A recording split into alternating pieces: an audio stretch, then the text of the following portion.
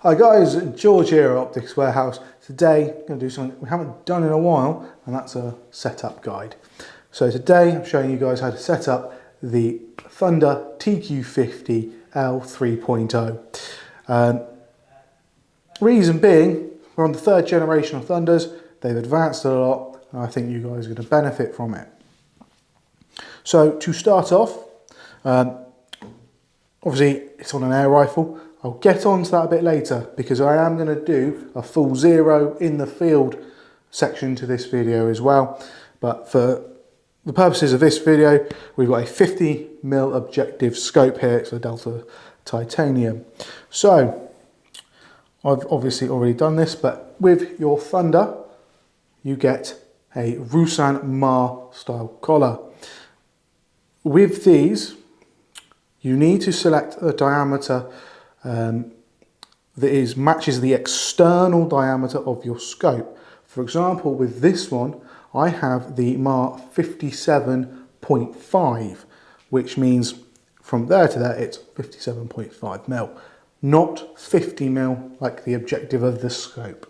So it's just one thing to bear in mind when you're ordering these online or over the phone with us. So just a very quick thing on this collar. You've got the blue lined end. That is the bit that goes onto your scope, with the lever lock here for tightening it and taking it off. And then at the front, this is Rusan's proprietary cam system, I suppose. You have another piece, slots in there, turn, that locks it in place. So with these, whilst they are very specific on size, there is some give in them. So if this is in the open position. Now I offer it up to my scope. Now, do it the right way around. And it's only just going on. So we need to loosen it off. There's a little grub screw in there. So I'm just going to undo that. Like so. And then I typically do this in the tight position so I can see what it's closing to. We bring what size is that? The 4mm onto the main one here. Give that a couple of turns. It is also reverse thread. Does always catch me out. And I won't lock that down just yet. Now, what I'm going to do, I'll flip this the other way so you can see a bit better. That should be right. The reason I have to keep this on this side is if I did it the other way around, you'd see that lug would be down, facing down, and it wouldn't clear the barrel. So offer him up. Now, in terms of where you want this orientated, again,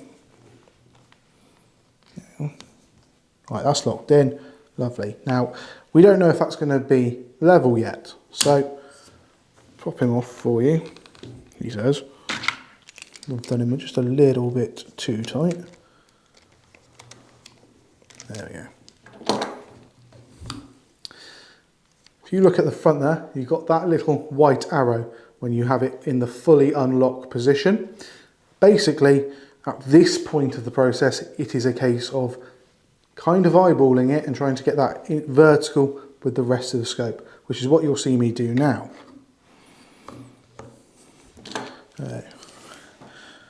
See, that's just a little bit. Oh, just trying to use the reticule, but not much hope really doing it there. But about there looks right for now. Just giving that a quick nip there.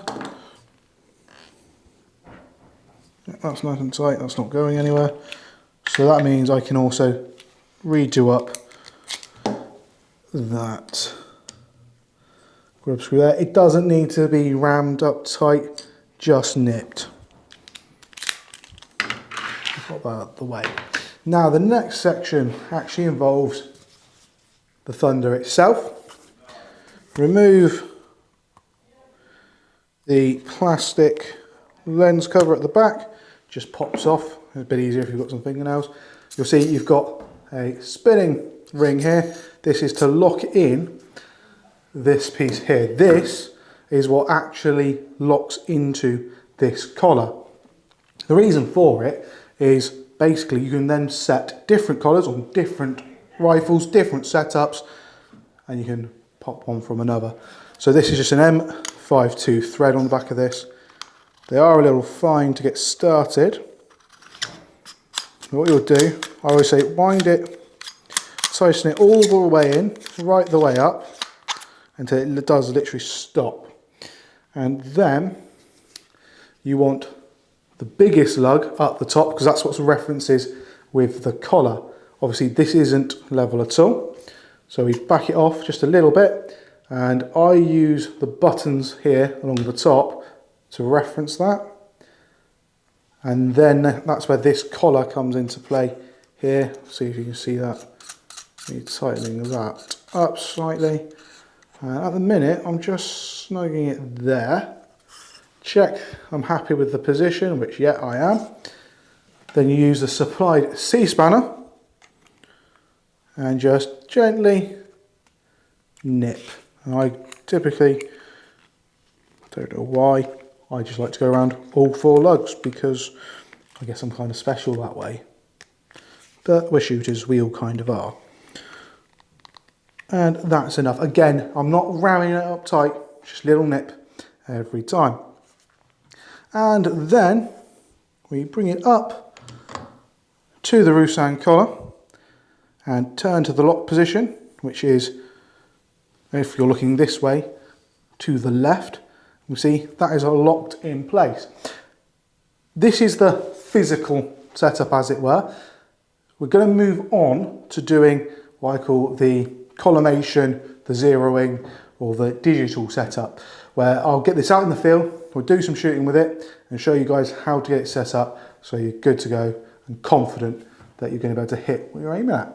So guys, we're in the field now and I'm going to show you the setup, or in the field setup, of the TQ50. What I'm going to do with this is, so the scope is already zeroed, it's only about 15 meters away, and I'm only doing it with an air rifle. I say only, but believe it or not, on something like this, this requires more setup than your centre fire. The reason for that is this, you imagine the kill zone on a rat, rabbit, squirrel, 10 pence piece. On a fox, bigger quarry, 4 inches, 6 inches, maybe even an 8-inch kill zone on some things.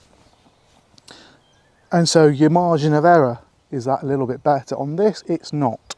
It's quite tight. So I've brought it in close, about 15 odd yards, and using an air gun to show that these can be pretty accurate. As I said, the scope is already zeroed. This, all I've done is put it on, hooked it up to my phone so I can capture a screen recording for you and show you what I'm doing in the menu system. So I'm going to flick that on now, and as I'm talking, cameraman Tom should hopefully be able to interchange some footage of what I'm doing. That bird target, that is what I've zeroed it onto. Now, the scope, how I've set that up, it's on its 2.5 base mag, and I've got it parallax to 100 yards. When you set yours up, that parallax you may need to just change slightly, get it dialed in for what you need, just for the image to be clear. Really, what you want to focus on are the, rather than the clarity of the image, it's the LRF number, the menu bits and stuff like that. So first things first, looking through here, I can see I've got quite a good view. It's set in like its middle setting, so for most low powered scopes it's going to be fine. If you've got a 5x scope, however, or a really low powered scope, maybe even a true 1x, this is going to look off. So we need to set the menu size correctly. So what we do, bring up here and you've got your 3 options. You've got brightness, contrast, advanced settings. We're going to go into advanced settings. I'm just going to scroll all the way to the bottom so we can go to the top again. So it'll come up with pre-record is your first option there. What we need to do at this point, we're going to ignore all that, and we're going to scroll down. So eyepiece is if you're having it as a Monocular, I've got it set up as clip-on because that's what it's used as. There's your laser range finding settings, I've got it set in once. Network, hotspot, that's on because I'm recording through it. Audio, we don't want that. Albums, you can now look through your footage that you record through these. Your palettes, I've turned most of them off so I can just have what I like on, which is white hot. And there we go, image calibration. It's actually the one under that, I remember, if I remember rightly. Now we're going to go into image calibration. This is what we're going to use to collimate the image. But menu resizing, that's the one that at first you want to go into. So as you can see, I've got it set on 2. But if I was using a higher mag scope, 3 might be better. And on 3, I've come up to 5 times zoom. On 4, I'm at 10. Well, I'm just going to back it off a little bit, make it a little easier on myself. But yeah, so there, that's quite comfortable for me for what I'm doing here. I've just come under 8 mag. Oh, yeah, we'll just set it to 8 because I'm going to keep it a round number. And as you see, you can cycle through 3, 2, 1, it's getting larger. And then you might, as you're doing this, need to play with the focus. Obviously, I can't really show you that as I'm looking for a scope. And I'm just going to back off so you can see the whole thing. There we go. So that's going to work for me what I want to do now. So I'm happy with that. So I press and hold my select button. It is the middle button for reference. Keeps it set up like that. I'm going to just keep pressing and hold that button to come out of the menu. As you can see, this unit is that sensitive, it can still see the shots on that target there. Only just, mind, but they've been there for a while. It's sort of getting a little chillier today. So what I need to do now is shoot this and see where it's going, which is exactly what I'm going to do. So, load one in the chamber, and let's shoot. I'm just going to aim centre mass.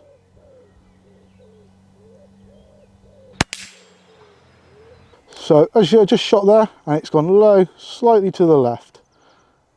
So obviously the scope zeroed in there, the gun zeroed in there. What's going on?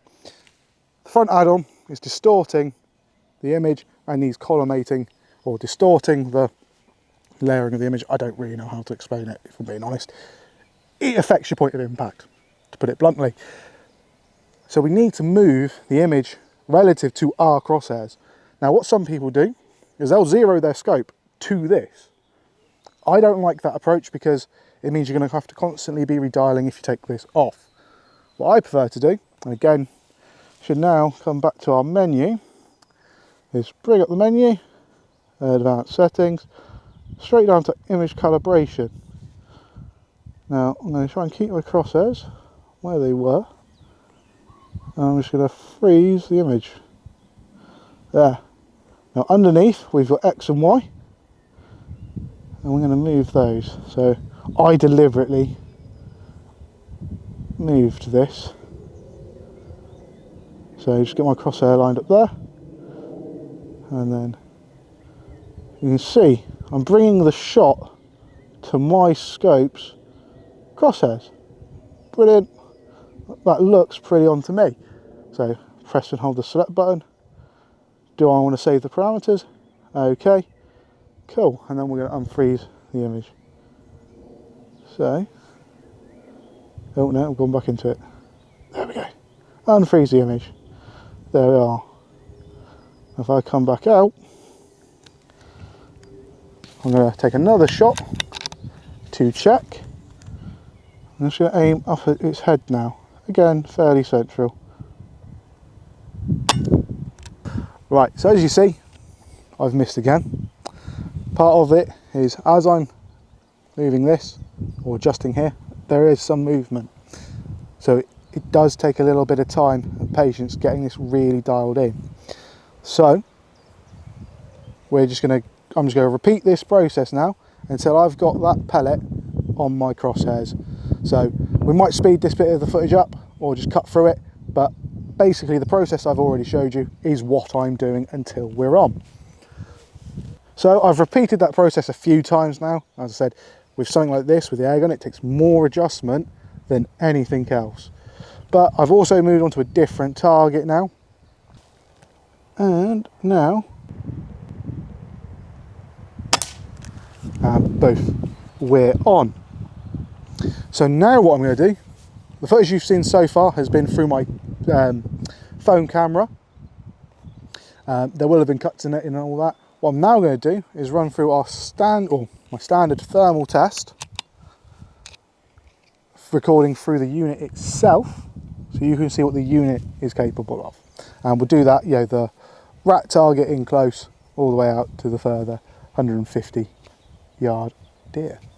Right, so now we're just going to do the standard thermal test that we've been doing for everything else, to give you an idea. And this, just to be clear, is recording through the unit, not the screen capture from a phone.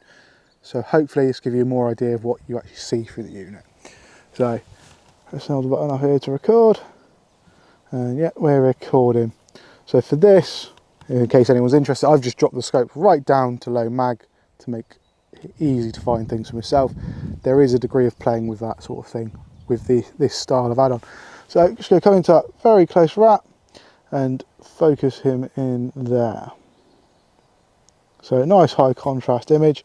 Now, for those of you who may have watched the Notpix video, I can't show you the zoomed in image because this doesn't really zoom in. You're going to be using your scope, and because you zoom in with the scope, you get a lot less pixelation, so the image quality maintains the magnification. If you're watching on your phones, for example, you can pinch and expand the image while you're watching the video on YouTube in kind of the same way. That's how scope zooms in on it. So starting with that nice close rat target, again, stands out really well. Coming over here, as you see, the depth of focus is a little shallow, although as you step out further it becomes a lot easier to get on with. There's our squirrel. Let's ping him the rangefinder. 28 yards away. Cool, nice and easy to use. Coming over to the left, there's our fox. Clear and easy to identify him. And I actually see the range on that because I've zoomed right in. I'll zoom out, 104 yards, there you go. Lovely. As I can see there, for me, the deer right behind, easy identifiably. Buck there, again, I could easily, if I had a more powerful rifle, shoot that. Just nice and identifiable. And panning over here, there's our rabbit on top of the hill, the deer right behind him, again nice and easy to identify. Let's ping that, 121 yards. There's our furthest one, it's 148. Right, so I'll just stop the recording there.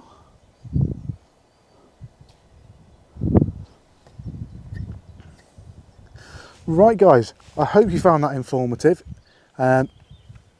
These front add-ons have come on a really long way and have become a lot more usable tool. A lot of it is in due